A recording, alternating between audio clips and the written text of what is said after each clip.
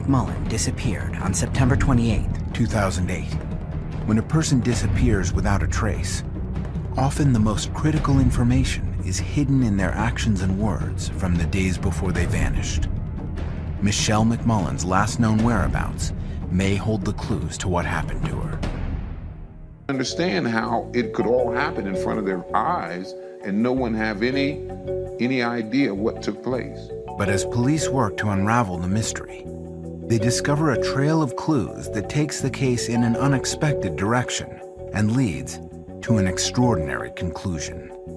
And that's when we started to put some of the puzzle together. Well, she may have a reason not to be found. We believe that something happened to her, but she's hunted down like a criminal.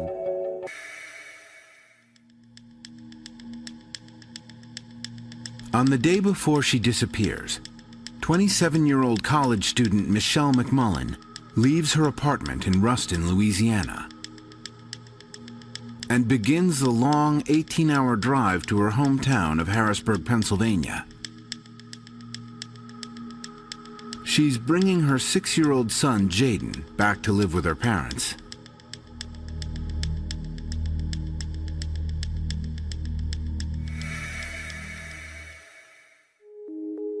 A month earlier, Michelle had moved with Jaden thousands of miles away so she could complete her degree at Grambling State University in Louisiana.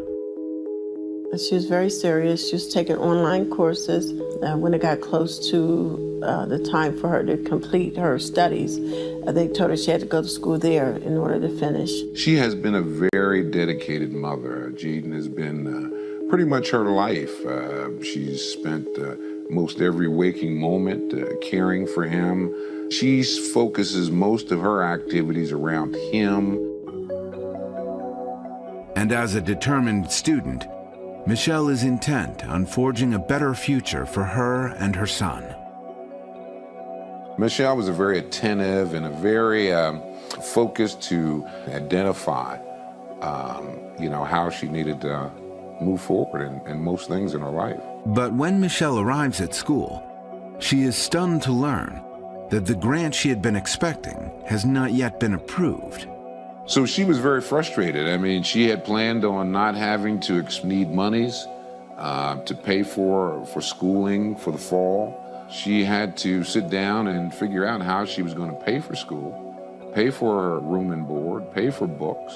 Certainly the school said, well, you can come back in January, but she had moved everything, 1,000 miles. You just can't move back home and then move back again. This was to bring him home to family and friends here.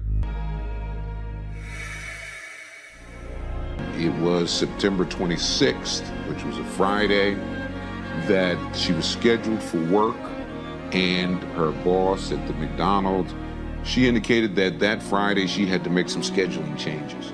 And she gave Michelle off unexpectedly that Friday evening until Tuesday. So Michelle...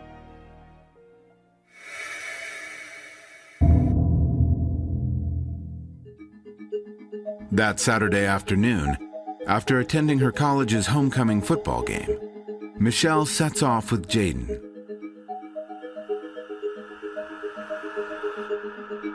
Our estimation is, based on the time, it's about an 18-hour drive, that she would have had to have left probably around 3 or 5 o'clock that afternoon. Michelle drives through the night, stopping only for gas.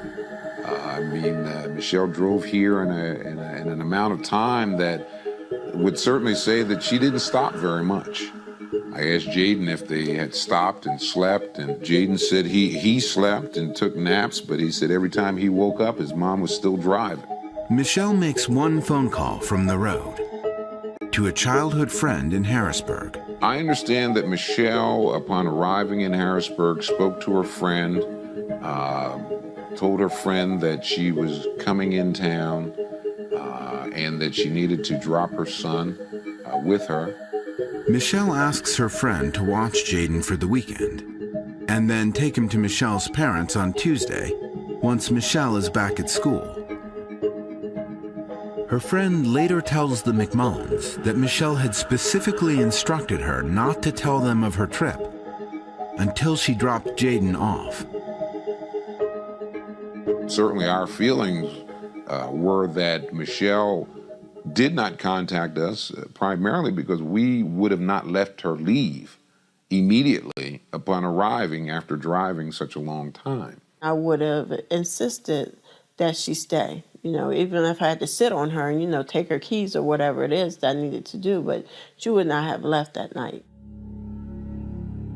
Michelle's spur-of-the-moment trip sets into motion a series of events that will devastate her family.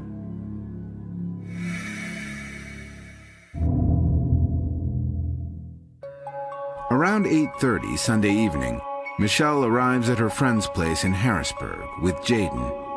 After meeting with her friend, she got back in her car, and this was about 9 p.m. on Sunday evening. Before starting the 18-hour journey back to Louisiana, Michelle assures her friend that she won't continue without stopping to rest.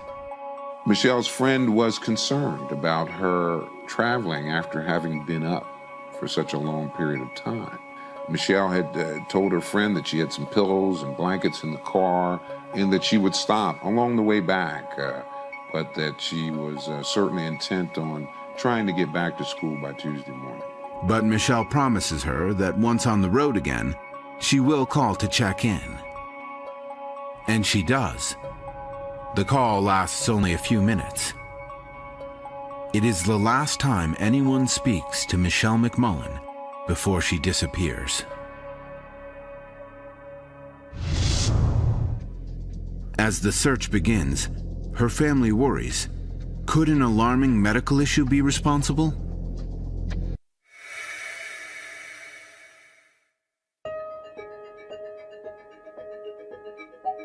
It's Monday morning, and Michelle's close friend hasn't heard from her since their brief phone call the night before. Michelle has left her 6-year-old with her and started the drive back to school in Louisiana. The friend tries Michelle's cell, but her repeated calls go unanswered. The friend, after making several attempts to reach Michelle, became very concerned that possibly something had derailed or there had been some issue. Weighing her promise not to call the McMullins until Tuesday against her concern for Michelle's safety, Michelle's friend finally picks up the phone. My wife got a phone call on that Monday morning that her friend or close friend thought immediately that something had happened. And I'm like, what? Because I'm livid. I'm like going, like my mind is racing. Like, what are you talking about? On the phone, the friend explains that Michelle had been in Harrisburg over the weekend and left Jaden in her care. And she tells them that she hasn't been able to reach Michelle all day. Michelle's parents begin calling everyone they know who Michelle could possibly be in touch with, hoping someone has had contact with her. We started making calls to her school, to her job, to places that we thought she might have made contact with in her trip back. Monday would have been, for the most part, a day of travel. So we just really didn't panic because I never imagined that something horrific may have happened. We just felt that Michelle was just en route, that she was making her way back. She didn't want to spend time talking. We were concerned, but yet not fearful. But on Tuesday morning, when they find out Michelle hasn't shown up for her classes, they know something is very wrong. It's almost unheard of for Michelle to miss school.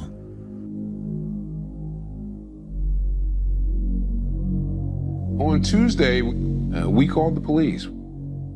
We became involved when her father, Mr. McMullin, called the police department and reported her missing. He described his daughter as a normal kid, single mother, working hard, going to school, was heading back down to college, and basically never showed up.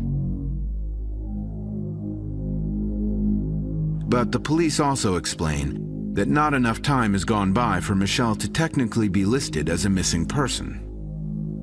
The authorities said that at that point they couldn't help us. They couldn't do anything until the necessary time had elapsed of her missing. So pretty much throughout that Tuesday, we're very concerned. We're very, I want to almost say, frantic.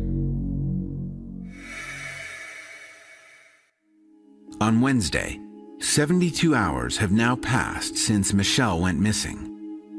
Her father, Michael, is finally able to file a missing persons report.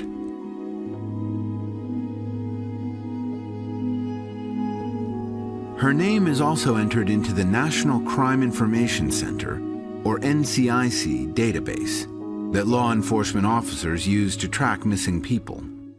That's nationwide, so whoever would come in contact, whether she was listed as a missing person. When police question Michelle's parents, trying to find out anything that might help them locate Michelle, they discover she's been plagued by severe migraine headaches. The father, Mr. McMullen, had told us that, and that was a concern. Police learned that a year earlier, one attack was so serious that Michelle collapsed unconscious. In fact, her son Jaden, then 5, dialed 911, and paramedics were dispatched to the scene to revive her. And he kept calling her, Mom, Mom, and she wouldn't answer. So he didn't know what else to do, so he just picked up the phone and dialed 911 himself.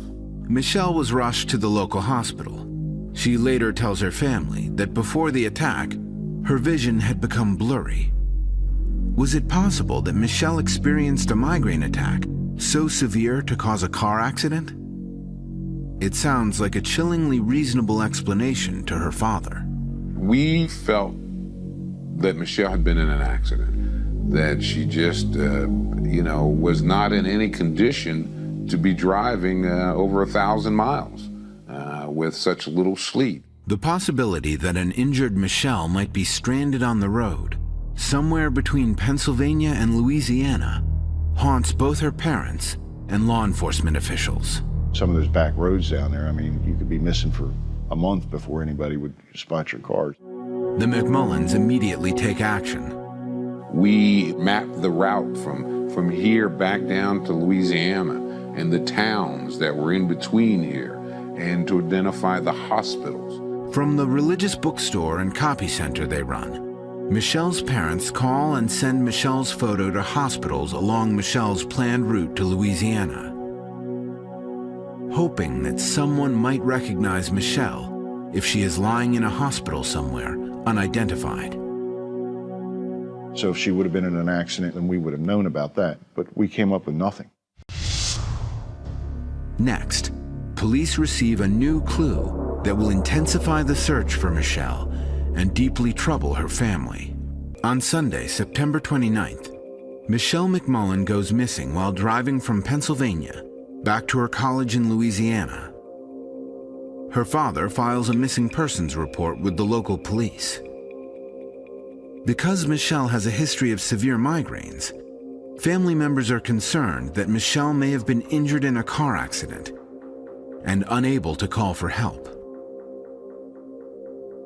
I mean, she was just a happy-go-lucky hometown girl going to college and raising a kid, single mother. You spend a lot of time spinning your wheels, and we weren't coming up with anything. While continuing to investigate the possibility that Michelle has been in a car accident, Harrisburg investigators also begin exploring other theories to explain her disappearance. They interview the friend Michelle left her son with in Harrisburg. What she tells them is shocking. According to the friend, Michelle has run away, possibly abandoning her son. This friend had said to the police that Michelle ran away versus her being missing. She tells police that Michelle left her a letter before she drove off. She had written a letter. Michelle had done it herself, and it pretty much gave it to her friend, and that she would be in contact with her. And I guess she wanted to check on her child. The letter was addressed to her friend.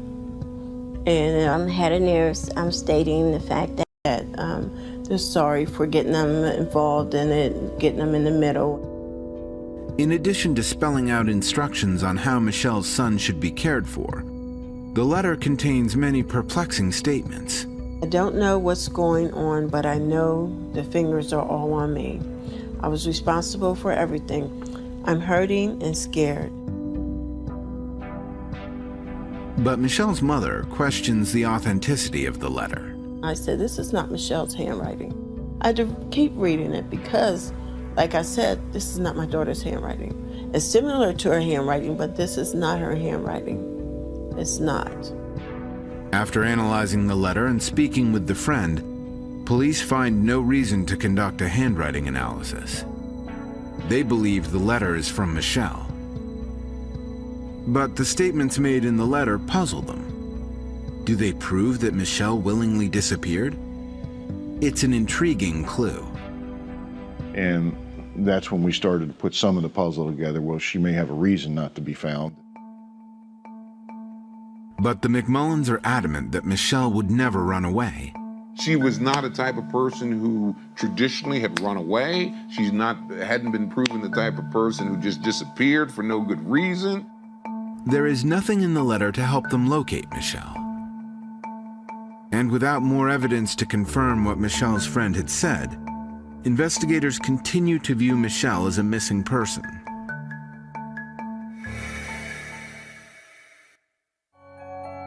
A week later, as police explore different theories about the case, a call comes in.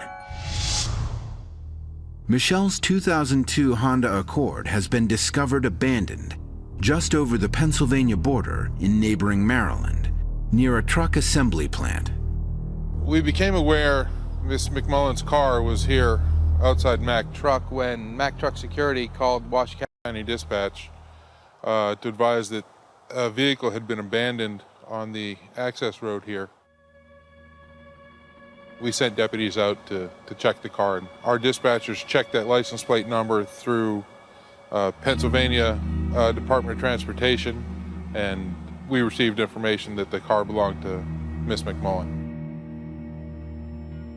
Sergeant Christopher Howard, with the Washington County, Maryland Sheriff's Office, was one of the first officers to arrive at the scene. When Mack Truck called us to report that the vehicle had been sitting here somewhere between 7 and 10 days, they weren't exactly sure. With Michelle now missing for 10 days, this information fits perfectly with the timeline of her last known whereabouts. Investigators are frustrated that it took so long for employees at the truck plant to report Michelle's abandoned car.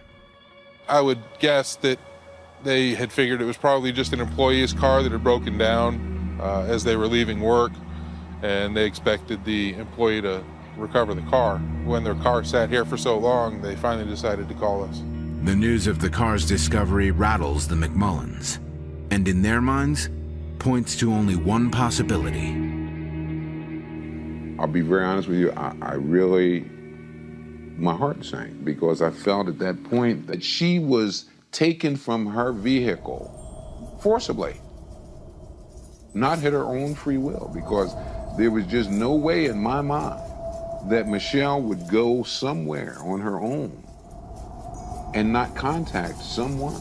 With 10 days lost, police scramble to make up the time. I mean, it's just lost time. So if she was in the area, obviously, if we had known it was there an hour after she left, it would have been a much easier chance of catching up with her. A local TV station picks up the story. The discovery of Michelle's car on the interstate did eliminate a few possibilities. One, that she wasn't in a car accident because her car was fine. And two, that she didn't die right there on the scene. With the likelihood of Michelle being injured in a car accident now eliminated, investigators focus on other possible scenarios. When we found the car, we weren't exactly sure why Miss McMullin had left it here. When we began to examine the contents of the vehicle, we looked at it as hopefully we would find something that would indicate where she may have gone. The examination of the car reveals some clues, but they don't all add up. The car doors are locked, but inside, police find Michelle's purse, along with her cell phone, wallet, and ID. Evidence that reinforces the McMullins' fears their daughter has been abducted. I thought that she might have been asleep and somebody seen her, a trucker or somebody, and, banged on her window and scared her, and she got up and they took her out the car. The vicinity surrounding the truck plant is a mixture of farmland and wooded areas. Areas that would be sparsely populated at night when Michelle would have been separated from her car. In this area especially, it's not a really populated area. It would definitely be easy for Michelle to just pull up, leave her car, and nobody would ever even see her. I don't think there's a lot of people around there that would really say, "Hey lady, what are you doing?"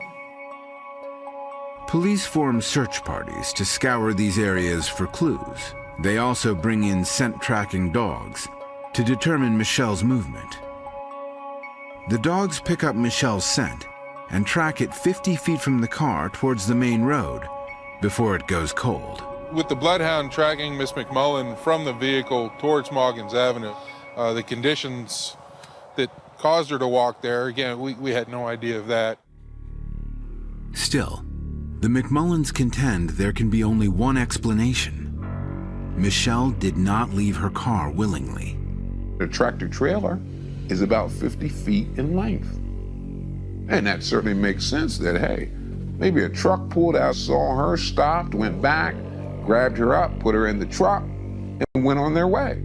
I mean, if this woman left her car on the side of the road and had a plan to escape and get away and go somewhere else, you would think she would take her personal items, things she needed to survive, like her credit card and her cell phone and her wallet. But it seems weird that she just walked away and left everything that are completely vital to surviving. As ground searches of the area are completed, only one thing is certain.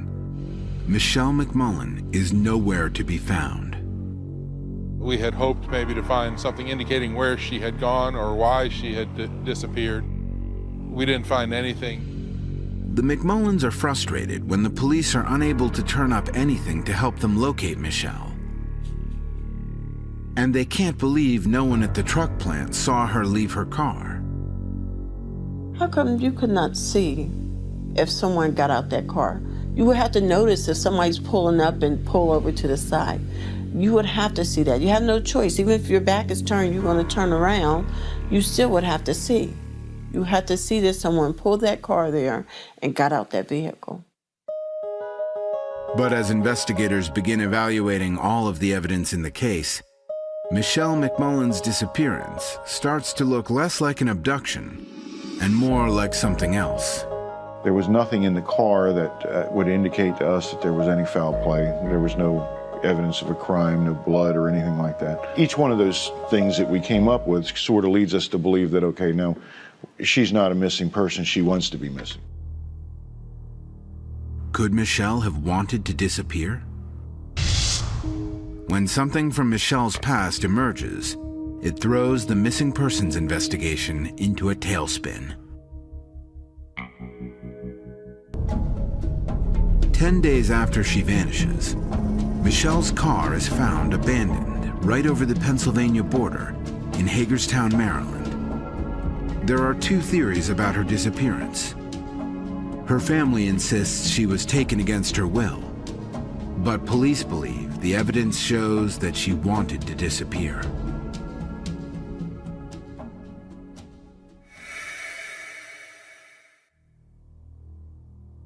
Suddenly, there's shocking news. A warrant for the arrest of Michelle McMullen issued in Pennsylvania by a neighboring police department. The charges? Felony theft by forgery, unlawful taking, and deception of an amount over $2,000 from the church where Michelle used to work before moving to Louisiana. Detective Michael Thornton is the lead investigator with the Susquehanna Township Police. Michelle was employed there as an administrator at the church. She was in charge of doing certain financial functions for the church. Church officials tell Detective Thornton Michelle had been employed at the church since November of 2007. But she was fired in July of 2008 for poor performance, a little less than a month before she moved to Louisiana. And it was at that time they discovered money was missing. We did an audit of the funds and discovered numerous discrepancies. Our investigation found that there's over $19,000 worth of missing funds. The McMullen family is completely dismayed. Michelle's father had been unaware Michelle had actually been fired from her job. As I understand, Michelle left her employment in the end of July and had given notice with the understanding that she was going to school to Louisiana, and left with that purpose. Michael McMullen had spoken with Detective Thornton on the phone a month earlier about the theft investigation. But he believed Michelle was not being accused of any wrongdoing. I received a phone call from the Susquehanna Police Department, Detective Thornton, who asked me, did I know how to get a hold of Michelle? And he was very forward in that he said there had been an investigation with things at her former employment. He indicated at that time Michelle was not a suspect. He said they were not looking to arrest Michelle or any of those things. Michelle even tried contacting Detective Thornton when she learned of the investigation. And Michelle made an attempt to call him. And as I understand from the detective, he did miss the call. Michelle called me. She left me a voice message stating that I could contact her, but only through an email address. She did not give me a phone number. I understood later from the detective she had indeed tried to email him as well. And then they just missed each other. News of the arrest warrant causes Harrisburg police to re-examine Michelle's disappearance. We discovered that Susquehanna Township had filed criminal warrants for embezzlement and stealing from the church, and so that you start to look at the other aspect of that, and that kind of fit in when the friend was talking about she may be just on the run. Even given the letter, it is a theory that Michelle's father, Michael, cannot accept. He fears that police have already drawn their own conclusions about Michelle without having all the facts. Once there's any release of some type of criminal information, everybody's mind is made up. People are now convinced, well, she must have done something. That's what's wrong.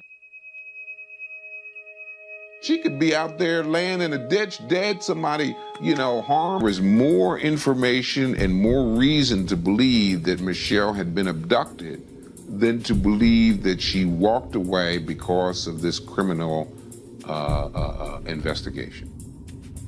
Detective Thornton acknowledges that at this point in the investigation, both theories about Michelle's disappearance still seem possible. There was the possibility that she was in harm's way, and there was also the possibility that she was running from the charges. We had no idea. That's why we had to investigate, look in the situation and determine exactly what happened, but we had no idea exactly why she was missing.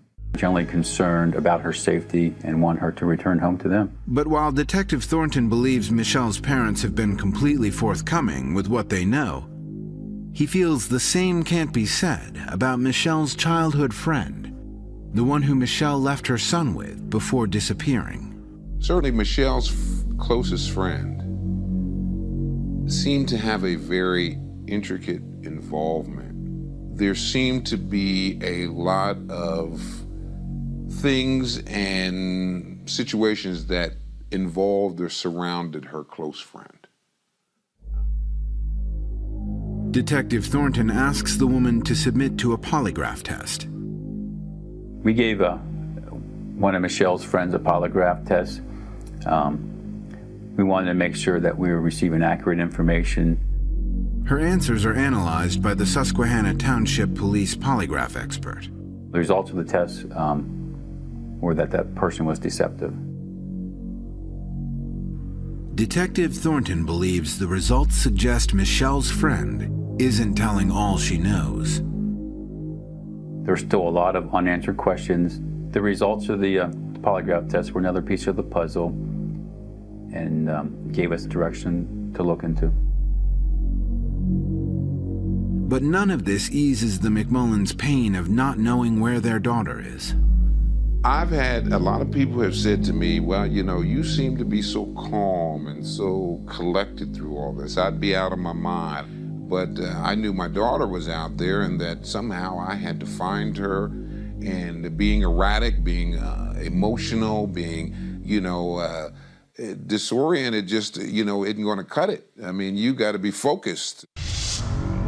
Then, a possible sighting confirms police suspicions, but causes Michelle's parents even greater anxiety. The disappearance of Michelle McMullen continues to be investigated by two different police forces. The Harrisburg Bureau of Police is still treating her as a missing person, while the neighboring Susquehanna Township Police pursue her as a wanted fugitive. And with little information to go on, her parents remain at a loss to explain their only daughter's disappearance. On Monday, December 15th, nearly 3 months after Michelle disappeared, an acquaintance walks into a hotel in Martinsburg, West Virginia. He's startled when he recognizes the woman working behind the counter. She appears to be Michelle McMullen. It's the break that police have been waiting for. We alerted the Harrisburg Police Department, and we in turn notified the Sheriff's Department and the Police Department down in West Virginia where she was. Investigators pounce on this startling tip.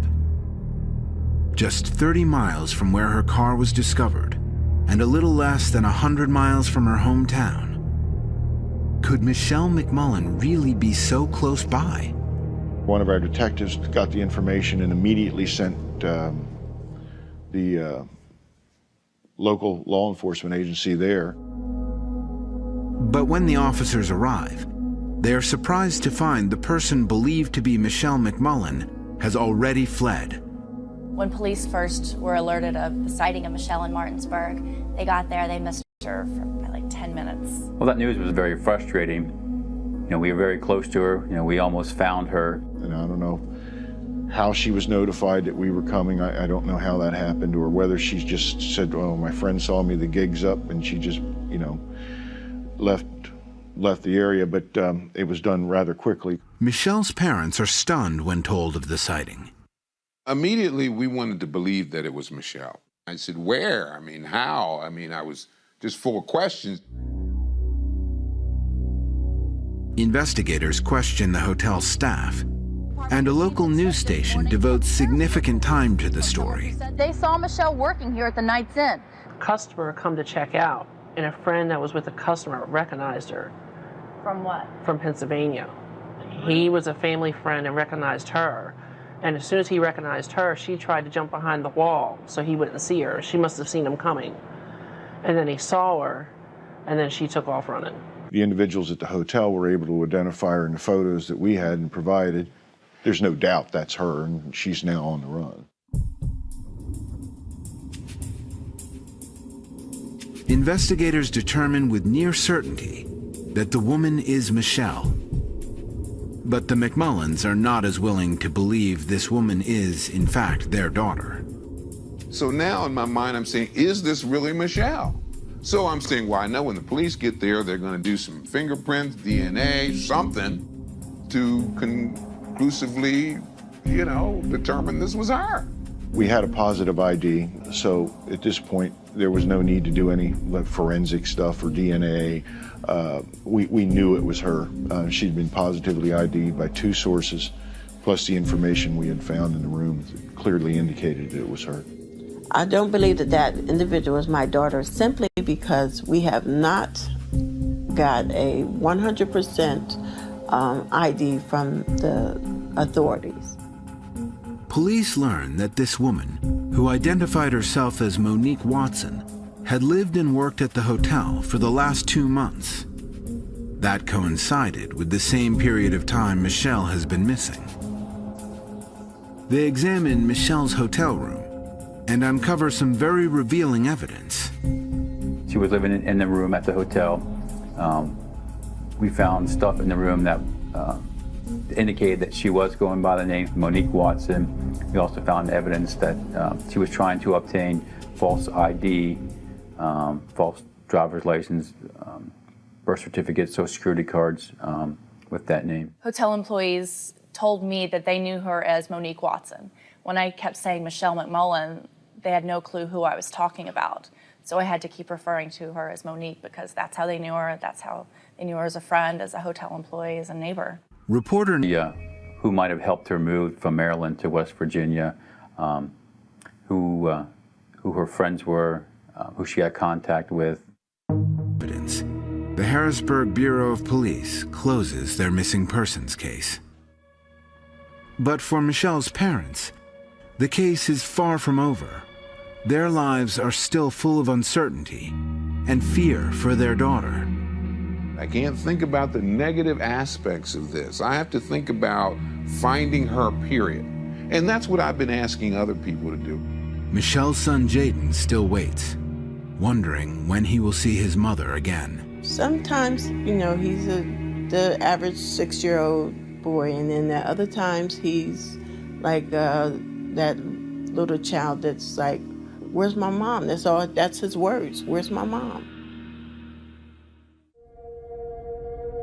2 years go by. The trail goes cold, and Michelle's parents wrestle with the possibility that they may never know what happened to their daughter.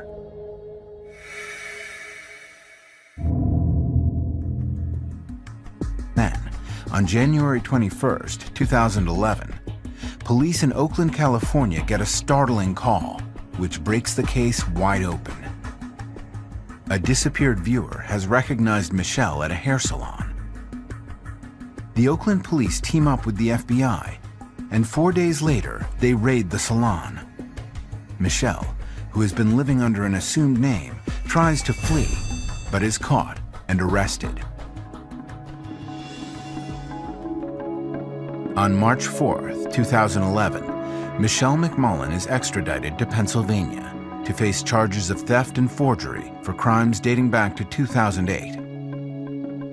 Her lawyer has stated that Michelle is guilty of theft, but that the amount has been grossly inflated. Her family now knows where Michelle is. On Sunday, July 22nd, 2001. When a person disappears without a trace, often the most critical information is hidden in their actions and words from the days before they vanished. Nikki McCowan's last known whereabouts may hold the clues to what happened to her. A young woman with everything to live for. She's gonna marry the man of her dreams. Vanishes from an ordinary laundromat. Nobody has any answers as to where she went and what happened. Turning a family's life upside down. You're living a nightmare. You just wish you could wake up. It never dawned in our wildest imaginations that we may not see this woman again. The case stumps police. The case goes cold on us. It just dries up. Until an unsolved murder of a different woman offers clues. It was an anonymous tip, and they just stated that we needed to look at him as a possible suspect. Does someone know what happened to Nikki McCowan? Until they can prove it to me, she's still alive to me. July 22nd, 2001. It's a summer Sunday in Richmond, Indiana. And as usual, 28-year-old Nikki McCowan attends church with her fiancé, Bobby Webster. Their wedding is just 3 weeks away. We're getting married August 18th and pretty much taking care of the final steps and stages to getting that taken care of. Weeks earlier, Nikki McCowan was a bridesmaid at another wedding. A friend's camera captured the only known home video of Nikki. Hi, Mia. Hi, Al. I just want to congratulate you and say I love you. August 18th, Nikki was going to become Mrs. Robert Webster, and she was really, really looking forward to it. She was thrilled. I mean, that's all she talked about. She finally had the man of her dreams.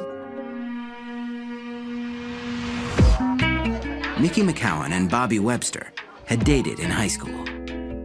But they went their separate ways after he left for California in 1991. Nikki moved on to other relationships, and at 19, gave birth to a little girl she named Peyton. She loved being a mother. Peyton's her world. She wanted Peyton to have the finer things in life, so she busted her butt. To support Peyton and herself, Nikki worked for a correctional center in Dayton, Ohio. She started out as just a guard, and from there she worked her way up to a head accountant. She really excelled in just about anything she went after. She had long-term goals. Nikki wanted to be either an FBI agent or a U.S. Marshal. She was going to school. She's taking some criminal justice classes. In 1998, Bobby Webster returned from California. Older and more mature, he decided Nikki was the woman for him, and he proposed marriage.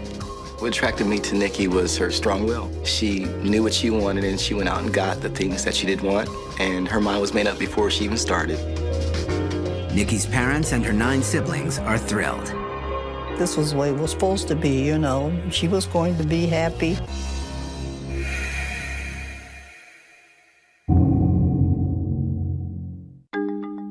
That Sunday afternoon, in July of 2001, Nikki and Bobby busied themselves with wedding preparations and household chores.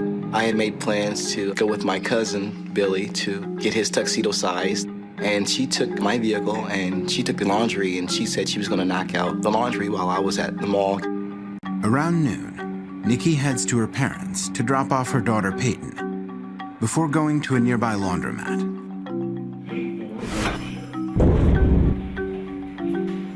Last thing I said to Nikki was, I'll be back by 4 or 5 to do the wedding invitations that evening.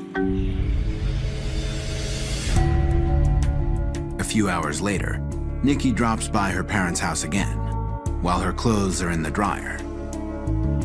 During this visit, Nikki seems agitated. Something was really bugging her, like she couldn't throw it off. I kept saying, now calm down, Nikki, calm down, you're gonna be okay. Nikki tells her mom that there are some men hassling her down at the laundromat. And I said, well, Nikki, if it's troubling you that much, my washer and dryer is downstairs. Just go get your clothes and bring them here and finish drying them down there. She said, I'll be okay, Mom. Minutes later, Nikki leaves her parents to return to the laundromat. She said, I'll be back, Mom. And I said, okay, and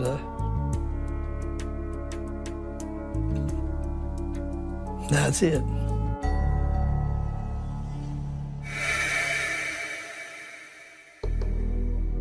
When Bobby returns from the tuxedo store later that afternoon, Nikki is not yet home. I didn't see the laundry there or my truck. She kicks her sandals off the doorway.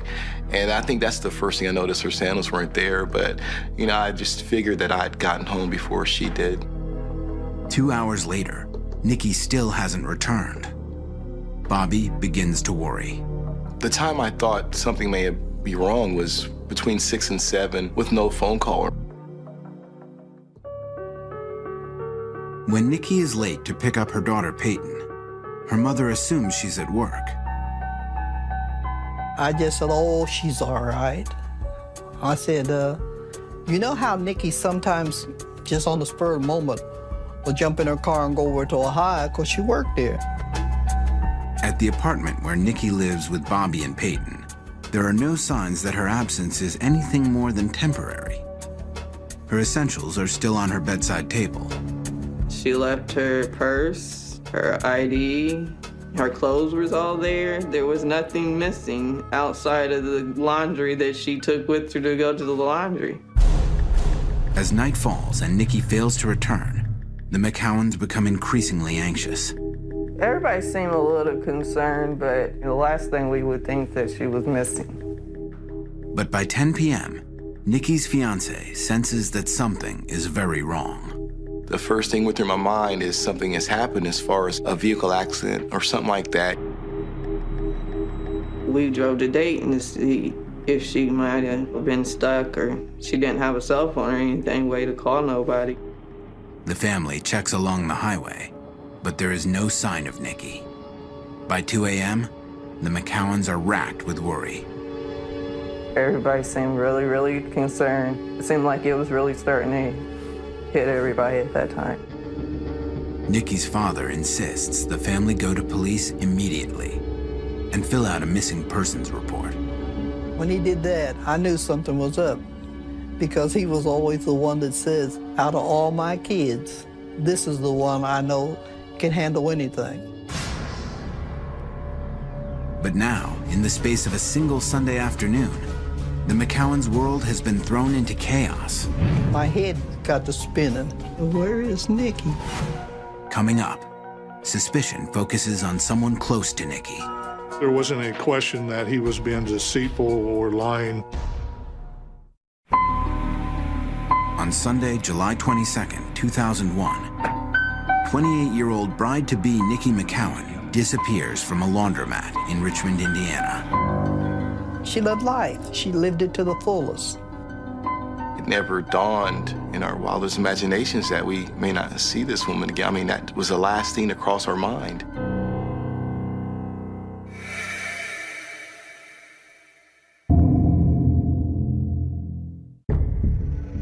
It's the day after Nikki disappeared. Her family has filed a missing persons report. But initially, police see no reason to be concerned. There were no phone calls indicating any trouble. There were no indicators that any harm had come to her. Miss work. Work was Nikki's life. If Nikki doesn't show up at the Montgomery Pre-Release Center in Dayton, then something awful has happened. They buzzed me in. I came in, said, have she showed up for work yet?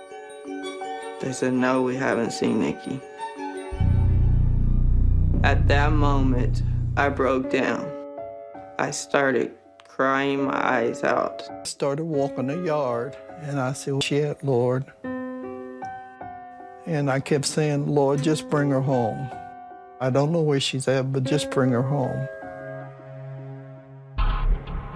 Immediately, the family hits the road in search of Nikki. We were looking, searching, knocking on doors everywhere that we think she may have gone.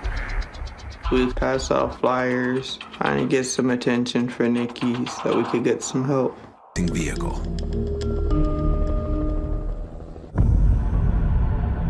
Despite the lack of physical leads, police soon hone in on a possible suspect. It's the man Nikki was planning to marry. In the days after Nikki's disappearance, Bobby Webster's actions strike investigators as suspicious. The day after she goes missing, he calls the community college where Nikki was taking classes and wants to collect her unused tuition money. Right off the bat, he calls the college and is wanting all of her college money. He gets so irate with the person he talks to on the phone, lady that's in charge of the financing, talks to him and tells him that she has no money, that her college is being paid by her employer. We find out that on Wednesday, he goes to the jewelry store and tries to take back the wedding rings that she had purchased for him. By midweek, police say, Bobby Webster has canceled the wedding and demanded the deposit back. Word of Bobby's actions reaches Nikki's family. He's talking about canceling the wedding, like he knew she wasn't coming back. Why would you cancel a wedding so fast? Nikki wanted to get married so bad, so why are you already automatically giving up on her? Bobby denies canceling the wedding. I never told anyone it was even canceled. But at that time, it's obvious the last thing on my mind is this wedding. I want Nikki, and then the wedding is second to that. He also denies trying to wring money out of Nikki's college. Yes, I inquired about her student loan, but I wasn't trying to get it. The ring, he says, was returned for good reason. I just wanted the deposit back to buy a cell phone because we didn't have one at the time, and there was so much running around involved. I just thought that might be a tool that would help us. Nevertheless, police ask Bobby Webster to take a polygraph test. One of the questions that they ask him is, did you have anything to do with the disappearance of Nikki McCowan, or do you know anything about her disappearance? And he said no, and according to the polygraph operator, it about blew the needle off the chart, indicating that he was lying to us. The question that we're asked was, do I feel responsible? Who isn't going to feel responsible for not being there to protect their woman if they think she was in a position where she needed help? In spite of Bobby Webster's actions and the failed polygraph test, police do not arrest him. We still have no evidence to link him to any crime. There's no proof at this point that anything happened. They don't have any evidence to suggest that, you know, there was a murder, that anybody did anything that they shouldn't have to Nikki McCowan. As days turn into weeks, the lack of progress angers the members of Nikki's family. The sisters or some of the brothers would make accusations, you know, we weren't doing our job, we were looking at the wrong people. Family members begin their own aggressive effort to chase down any and all leads. People would tell us Nikki's in this house, and the whole family would get in a car and go there, and it would get really, really chaotic because we're like wanting to kick the door in and stuff. For the police, the family's efforts to find Nikki go seriously overboard. Got to the point where we'd have to threaten to arrest them. A couple of my brothers were arrested because they were doing a lot of things they probably shouldn't have, looking for Nikki. We may have stepped on a few people's feet. I'm not going to apologize for that because I was trying to find my baby. Despite the efforts of both police and family, Nikki's trail goes cold. The McCowans shut Bobby Webster out of their family. No one wants to let me know anything now. Then before, I had a good relationship with the family, but it was severed. For weeks, there are no leads. Then, 3.5 months after Nikki disappears, there's a stunning break in the case. Coming up, Nikki's car surfaces. Oh my God, they found Nikki's vehicle. Now they can find Nikki.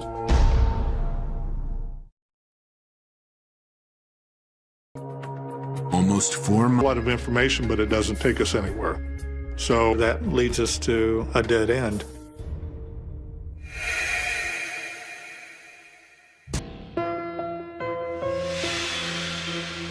They said the clothes were still folded, like she'd folded them up and put them in the car. There's her laundry, there's her car, so where's Nikki? Nothing turns up. No signs of a break-in or a struggle. No fibers and no strange fingerprints. It was hard even for us as law enforcement officers to take because we had based our hopes so much on finding the car. It was a major disappointment for us. It broke my heart. Now we're back to square one. The car doesn't yield any leads, but the location where it's found does.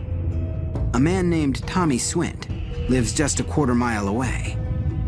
It turns out he once had a complicated relationship with Nikki. Tommy Swint was a co-worker of Nikki McCown's at the Montgomery Pre-Release Center. To what extent their relationship extended, is kind of up in the air. Detectives quickly discover that Nikki and Tommy Swint had conflicting ideas about their friendship.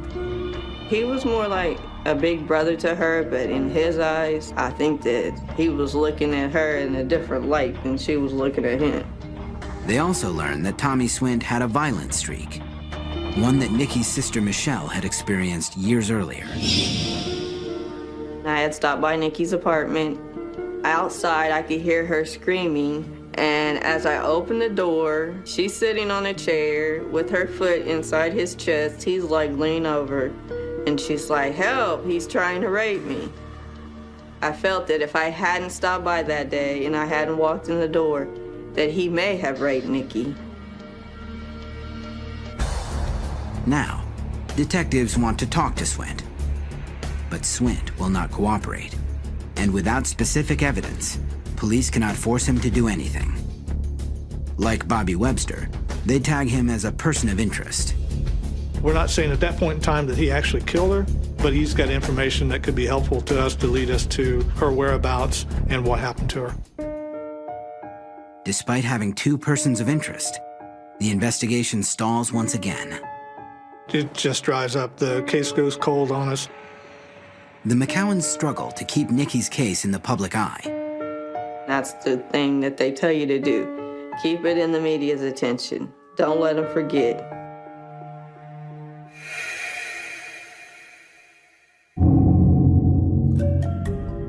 One year after Nikki vanishes, her sisters travel to New York to tell her story on a TV talk show. On the broadcast, a psychic named Sylvia Brown claims Nikki was murdered. She said she died, that they killed her that day, and that we would find her body in a trench somewhere around the laundromat. Nikki's sisters provide the information to police. So we, in fact, did go out and look around the area. The idea of the trench and the laundromat didn't lead us anywhere. Nikki's family keeps looking for her. In 2004, the family works with a missing persons organization offering a $100,000 reward for information leading to Nikki's return. We thought with this amount of money that surely somebody out here that knew something would come forward. We had a press conference here on the second floor of the city building. I just feel that this is Nikki's day. This is Nikki's day. You got 20 days to come forth. To be wealthy. To come forth and get your $100,000. $100,000 is a lot of money, and I thought that one would definitely work. So I thought this was it. Somebody's finally gonna talk. But they didn't. As the years pass, Nikki's disappearance and the fight to find her take a huge toll on her family. It's like you're living a nightmare and you just wish you could wake up.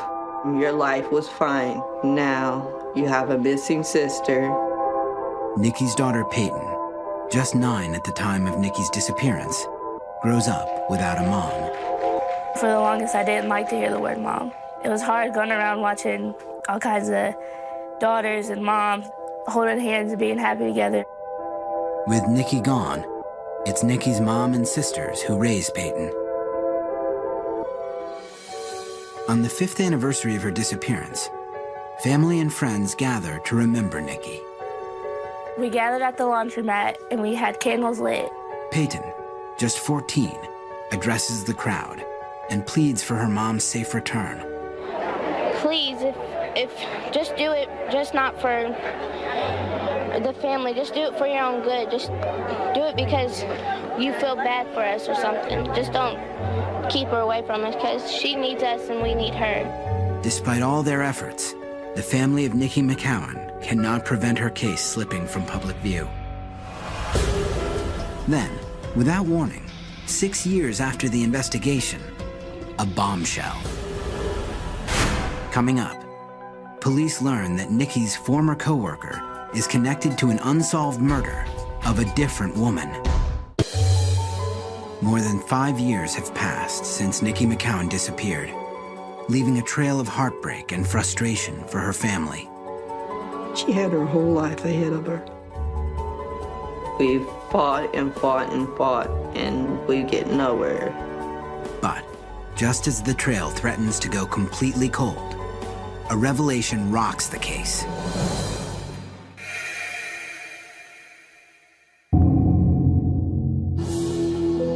Six years after Nikki vanishes, Richmond detectives receive some shocking news.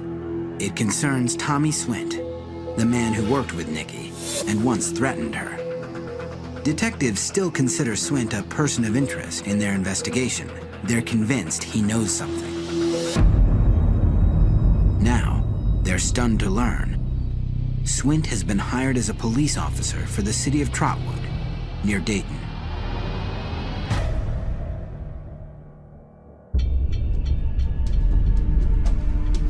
We were shocked that he would be working as a police officer. Members of Nikki McCowan's family are also stunned. They believe Swint is connected to Nikki's disappearance. How are they going to give somebody like this a job as a police officer? How did this just slip through the cracks? I was mad. I was very much sure Tommy had something to do with Nikki's disappearance. Richmond detectives quickly informed Trotwood police that Swint is a person of interest in Nikki's investigation. We had spoke to him about the disappearance of Nikki McCowan. We had spoke to him on a couple of occasions. Now, they moved to get him dismissed. He was told to resign or they would start termination process on him. Swint resigns. Stung by his downfall, Swint responds by suing the city of Richmond and its police department. Does anyone have any questions for Mr. Swint? At a press conference, Swint and his lawyer maintain that police never conclusively told him he was a person of interest in their investigation. He was never identified as a suspect, never identified as a person of interest, never charged with a crime, never accused of being someone who was involved in anything in that nature. He was interviewed because this was a friend of his that he knew. There was not one time that Detective Redmond told me or informed me that I was a suspect or a person of interest. Police insist Swint knew he was a person of interest all along. His lawsuits go nowhere. Tommy Swint's firing and his link to Nikki McCowan land him in the headlines. It was very much all over the news. There were news stories in our paper, news stories in the Dayton paper. The coverage prompts something no one expected. An anonymous call that links Tommy Swint to an unsolved murder of a different woman.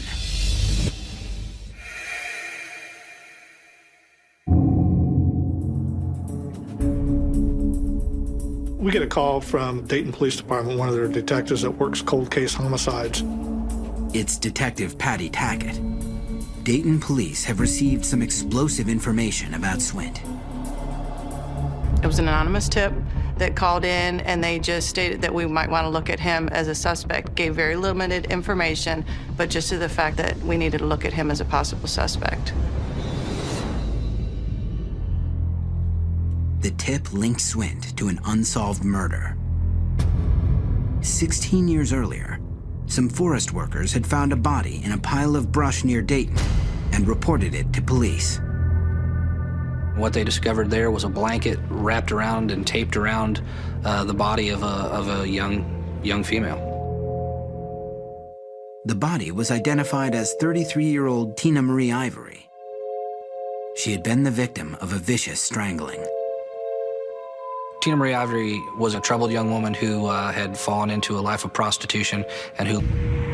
Now, armed with that tip, Dayton detectives reactivate the Ivory investigation. The first thing that they needed to do was to be able to find if there was a way to match the DNA that they had from 1991 to Tommy Swint's DNA. Aware that Swint is a person of interest in the McCowan case, Dayton detectives approached their counterparts in Richmond. And we just follow up on that lead, which took us to Richmond, contacted Richmond. Incredibly, Richmond police can provide Dayton detectives with Swint's DNA. They have a sample. Just a few months earlier, during the controversy in which Swint was ousted from Trotwood police, Richmond detectives saw their opportunity to obtain Swint's DNA. He was telling the public and through his attorney that he'd more than cooperated for the Richmond Police Department. That's when we said, okay, if you say you're cooperating, give us your DNA. At police headquarters in Richmond, officials took the sample from Swint. We take DNA samples for several reasons.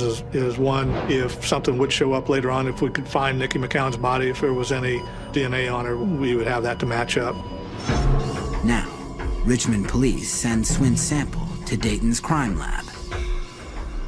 We were able to take his profile and match it against the DNA profile we made during the analysis of the samples taken from the clothing and the wrapping material of the victim.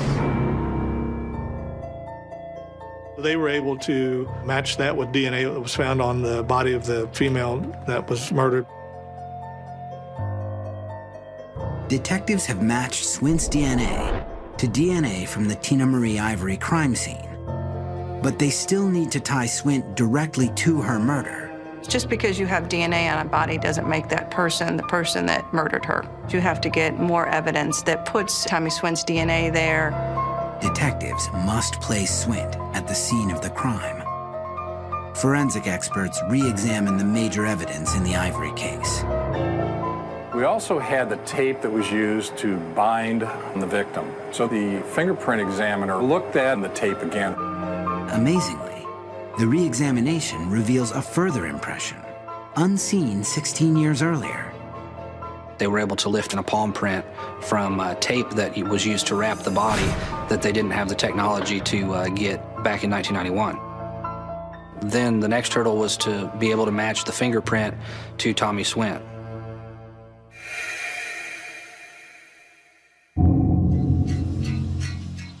Dayton detectives traveled to Alabama to obtain Tommy Swint's fingerprints. Their prime suspect has recently relocated south. We went down and actually did a traffic stop on him in order to bring him to the police station in Alabama to get his fingerprints. He was cooperative, he gave them to us. The detectives are able to interview Swint, a moment captured on a police camera. Well, if I told you we had your DNA off her, would you believe it? No, I don't believe it. And the reason is because we're not, you killed her. So what now? That you killed her. Are you stating that I killed her? I'm asking you, did you kill her? Okay, I don't if even I'm know. telling you that we have evidence that says that you did, what do you have to say to that? And all due respect. And I understand what your job is. But I'm gonna have to bring this to a close. The detectives keep questioning Swint about Tina Marie Ivory and do not ask him about Nikki McCowan's disappearance. There is still no evidence linking him to Nikki's case. Back in Dayton, the crime lab receives Swint's fingerprint profile. Experts examine it to see if it matches the print found on the tape wrapped around Tina Ivory's body. It was compared against that impression that was picked off the tape, and a positive identification was made. It was a match that the fingerprints that were on the tape did belong to Tommy Swint. For Dayton detectives, the fingerprint match triggers an arrest warrant for Tommy Swint. For Richmond detectives, it's equally significant. Their person of interest in the Nikki McCowan case is now close to being indicted for the murder of another woman. We saw a possibility of finally ending the case of Nikki McCowan. Coming up, a shocking twist in the search for Nikki McCowan's killer. I said, Lord, you didn't bring me this far just to let this happen. Almost 9 years have passed since Nikki McCowan vanished. Now, authorities are closing in on Nikki's former friend and co-worker for the murder of a different woman.